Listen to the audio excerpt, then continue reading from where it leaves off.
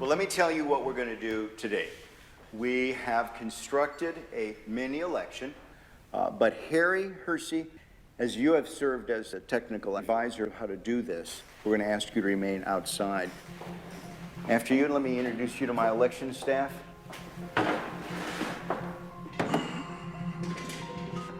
To ensure that we've not prepared some sort of a device that has been pre-rigged, pick the number, and then we'll grab that unit, and that will be the device that we will count the ballots on.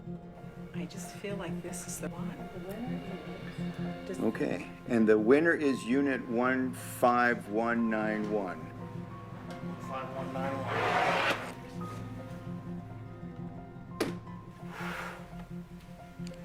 What we have here is a programmed optical scan ballot. There is only one question on this ballot. Can the votes on the Diebold system be hacked using the memory card? I have only touched the memory card, not the other parts of the Diebold election system, which is going to be used today. Only the memory card. And I can certainly speak for myself and Harry, and that we're going to vote yes. All right, then let's have the rest of us vote no. Two individuals, Hugh and Harry, will be voting yes. The rest of us will be voting no. And then we'll scrutinize the ballots afterwards to ensure that that is indeed the mark.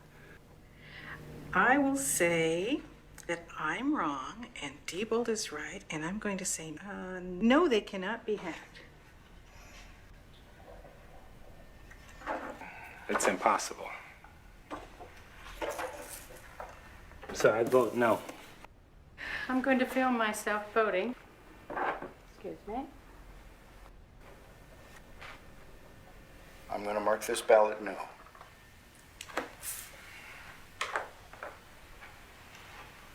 Dr. Thompson? I am going to mark this ballot yes. I've seen some pretty concerning things. Well, it's down to you. You're the last voter, Harry. All right. I think it could be. So I vote for yes. You will be the second yes. All right, Ian, here is the memory card I have touched. Okay. Now, this is the only piece of Diebold equipment that you've used. That's correct. Well, thank you. Let me take your ballot in. This card will go into this slot. The next activity that the election worker does on the morning of the election is turn the machine on, making it live to receive votes. When you do that, this machine will produce what is called a zero total tape.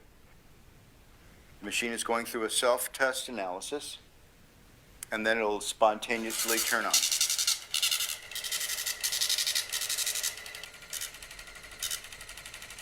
This is Harry's card that is telling us that there are 0 votes stored in the memory. Okay, let me get the ballots. Let's insert a yes ballot. We're going to put in another no. 7. And the last no ballot, 8.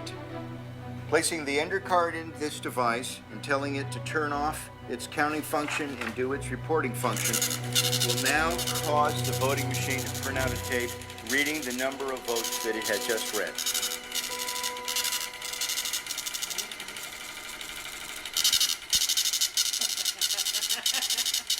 Oh my.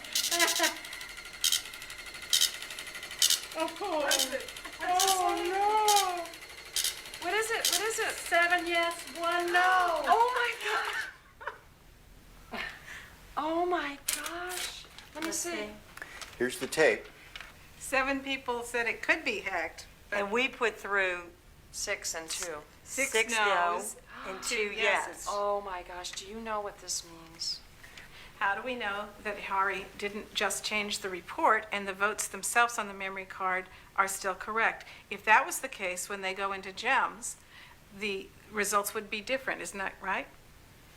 I mean, the only way to know that is to read them into GEMS and to check the vote totals. See what GEMS says. So should we do that?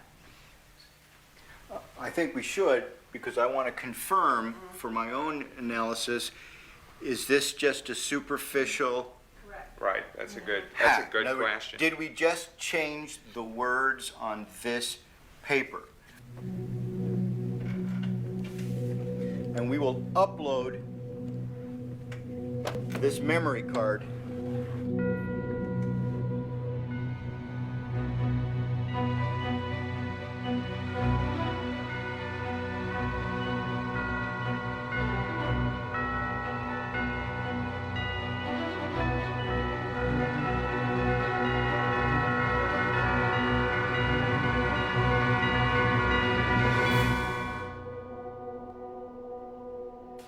if I had not seen what was behind this, I'd have no reason not to. I would have certified this election as a true and accurate result of a vote. Susan, what does this mean for you? Makes me cry. I'm sorry, but it does. Why? Why? There's so many reasons. The reasons because there are people out there who are giving their lives to try to make our elections secure, and they're being called conspiracy theorists and technophobes, and these vendors are lying and saying that everything's all right, and it's not all right. And I'm crying because I'll quote somebody that I know who said that it's as though our country's one country pretending to be another country. How can this be happening to our elections? This really does affect me.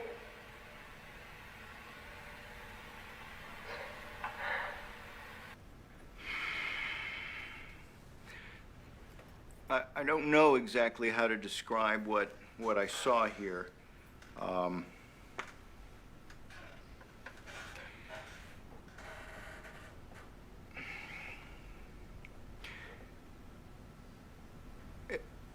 I think we, as election officials, need to be a little bit more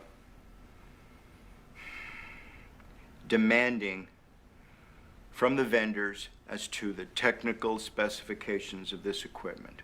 The vendors are driving the process of voting technology in the United States. I would much rather, at this point, I think, focus on allowing citizens to select technology that satisfies their needs